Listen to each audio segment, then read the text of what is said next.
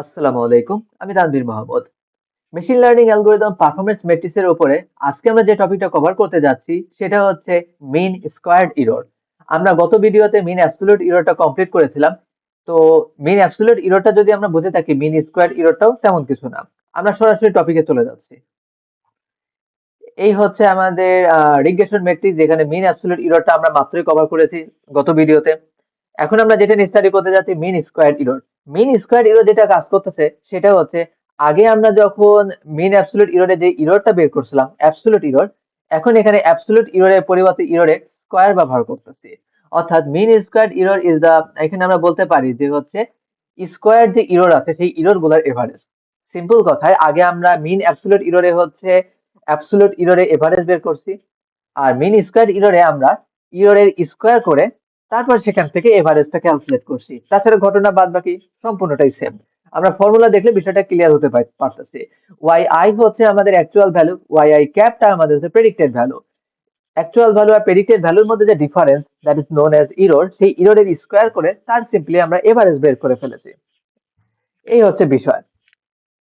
তো এইখানে একটা বিষয় যে আমাদের যেহেতু এরর গুলাকে আমরা স্কোয়ার করে ফেলি, যার কারণে আমাদের ভ্যালুটা কি বেশি আসবে, এটার আউটকামটা আমাদের বেশি আসবে, যেহেতু আমাদের এখানে স্কোয়ার করা হইতেছে। এর কিছু বিষয় আছে যে সবসময় পজিটিভ রেজাল্ট দিবে, যেহেতু আমরা হচ্ছে এখানে স্কোয়ার করতেছি অবশ্যই পজিটিভ রেজাল্ট থাকবে। আর একটা মোস্ট ইম্পর্টেন্ট টপিক যেটা হচ্ছে আমাদের পেনাল্টি ইফেক্ট। পেনাল্টি ইফেক্ট বলতে কি মিন করা হচ্ছে, আমরা আগে এখানে দেখেছি যে এখানে স্কোয়ার হয়, এছাড়া গত ভিডিওতে আমরা বলছিলাম যে এমএসি আউটলিয়ারের প্রতি সেন্সিটিভ। ঘটনাটা আসলে কি হয়েছে, আমাদের যদি কোনো একটা ইরর থাকে সেটাকে স্কোয়ার করলে ইররের মাত্রাটা আরো বেশি বেড়ে যাবে। যেমন মনে করলাম যে ওয়াই আই এর ভ্যালু যদি 2 হয় আর ওয়াই ক্যাপ যেটাকে আমরা প্রেডিক্ট করছি 4, অর্থাৎ অ্যাকচুয়াল ভ্যালু 2, আমি প্রেডিক্ট করছি 4, তাহলে 4 আর 2 এর মধ্যে ডিফারেন্স কত? 2, সেই 2 স্কোয়ার করলে কত হয়ে যাচ্ছে? 4। তাহলে আমাদের অরিজিনালি ইরর ছিল 2, কিন্তু আমি পেনাল্টি কত পাচ্ছি? 4। আমাদের যদি 5 ইউনিটের ইরর থাকে তাহলে আমরা এখানে পেনাল্টি পাবো 5 স্কোয়ার, মানে হচ্ছে 25। আমাদের যদি 10 ইউনিটের ইরর থাকে তাহলে আমরা এখানে পেনাল্টি পাবো 100। অর্থাৎ দেখতে পাচ্ছি এক্সপোনেনশিয়ালি কিন্তু জিনিসটা বেড়েই যাচ্ছে। অর্থাৎ আমাদের আউটলিয়ার যত যত বড় মাপের আউটলিয়ার থাকবে, এই মিন অ্যাবসলিউট ইররের মানটা তত বড় একটা মান নিয়ে নেবে। এইটাই বলা হচ্ছে পেনাল্টি ইফেক্ট। যে লার্জ ইরর আর ম্যাগনিফাইড, আমাদের ছোট ইরর আছে সেগুলোকে সেভাবে ম্যাগনিফাইড হচ্ছে না। যেমন দুইয়ের জন্য পেনাল্টি খাইছি আমরা 4, 3-এর জন্য খাবো কত? 9। কিন্তু আমাদের যদি বড় ইরর থাকে, দ্যাট ইজ অ্যান আউটলিয়ার, তাহলে সেগুলোকে প্রপারলি ম্যাগনিফাইড করে দেওয়া হবে। এই কারণে আমরা বলতে পারি এমএসসি আউটলিয়ারের প্রতি খুবই সেন্সিটিভ। ছোটখাটো ইররের জন্য সেন্সিটিভ না, কিন্তু আউটলিয়ারের প্রতি খুবই সেন্সিটিভ। ইন্টারপ্রিটেশন, পেনালাইজ লার্জ ইরর্স মোর হ্যাভিলি। আর এখানে একটা বিষয় থাকে সেটা হচ্ছে, এটাও আগের মতোই, যে মিন স্কয়ার ইরর যত কম থাকে ততটা বেটার। তার মানে আমরা আগেই বুঝতে পারতেছি যে স্কাই কিট এর জন্য কি একটা নেগেটিভ সাইন রেডি করে রেখে দিচ্ছে। ওকে, এরপরে আসি ক্যারেক্টারিস্টিক্স। ক্যারেক্টারিস্টিক্স হচ্ছে সেনসিটিভ টু আউটলেয়ার। এছাড়া এখানে ইউনিটটা স্কোয়ার হয়ে যাচ্ছে। এই যে আমরা যখন y i minus y i cap এটা যখন বের করছি, তখন দেখা যাইতেছে আর তার উপরে স্কোয়ার আছে, তার মানে এখানে ইউনিটটা কি স্কোয়ারে কনভার্ট হয়ে গেছে। স্কোয়ারে কনভার্ট হয়ে যাওয়ার কারণে নন টেকনিক্যাল পার্সনের কাছে উপস্থাপন করা একটু দুরূহ হয়ে যায়। যেমন যদি আমি একটা হোম প্রাইসের জন্য যদি কোনো কাজ করে থাকি, তাহলে আমাদের দেখা যাবে যে ধরে নিলাম যে অরিজিনালি হোম প্রাইসটাকে প্রকাশ করা হয়েছে ডলার ইউনিটে, কিন্তু আমি যখন হচ্ছে আহ আর যখন আমি এখান থেকে হচ্ছে মিন স্কোয়ার ইরো নিয়ে কাজ করতেছি, মিন স্কোয়ার ইরোর ক্ষেত্রে দেখা যাবে সেই আউটকামটা ডলার স্কোয়ারে কনভার্ট হয়ে গেছে। আচ্ছা, আমি এখানে একটু ভুল করছি, এম ই হবে না, এটা এমএসই হবে। আমি এখনই কারেকশন করে দিচ্ছি। এটা এমএসই হবে। ওকে, এমএসি। তো যেটা বলা হইতেছে ইউনিটটা তখন কি হয়ে যাবে? Dollar square. তো ডলার স্কোয়ার এটা কি, এটা ভিজুয়ালাইজ করতে একজন নন টেকনিক্যাল পারসনের জন্য বা স্বাভাবিক সেন্স এটা কিন্তু দুরূহ হয়ে যায়।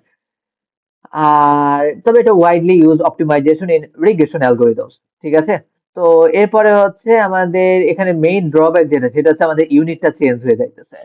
তো এই ছিল হচ্ছে আমাদের মেইন স্কোয়ার ইরর। আমরা এখন সরাসরি কোডিং ফেজে চলে যাইতেছি। তো আমাদের যে বিষয়টা থাকে, বরাবরই আমরা যে ডেটা সেটটাকে লোড করে রেখেছি, এরপরে আমাদের প্রয়োজনীয় মডিউল নেওয়া আছে, ইনপুট আউটপুটে আমরা স্প্লিট করে রেখেছি, কে ফোল্ড নেওয়া হয়েছে, মডেলটা নেওয়া হয়েছে। এখন আমরা সিম্পলি এটার জন্য মেইন স্কোয়ার ইররে স্কোয়ার এটা ভ্যালুটাকে বের করে ফেলবো। ওকে, তাহলে আমি এক কাজ করি, আমি তো আগে থেকেই জানি যে ঘটনাটা এখন জাস্ট কপি পেস্ট করা হবে। এখান থেকে আমি জাস্ট এটাকে কপি করতেছি।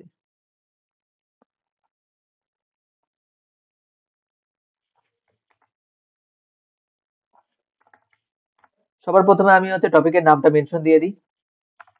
এটা হচ্ছে মিন স্কোয়ারড এরর।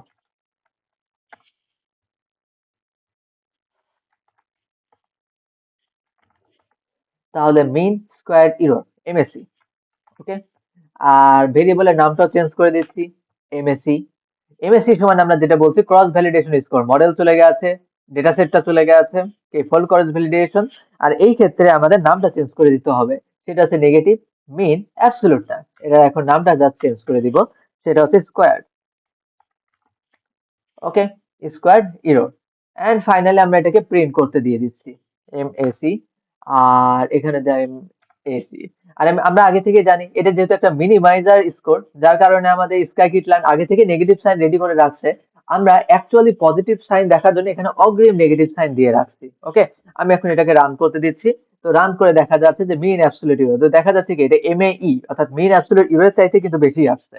যেটা বলা হইতেছিল যে ইরর গুলোকে সে ম্যাগনিফাই করে দেখাইছে।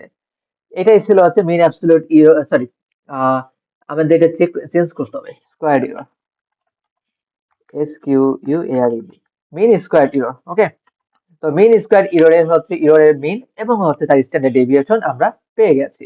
এই ছিল হচ্ছে আমাদের মিন স্কোয়ার ইরর।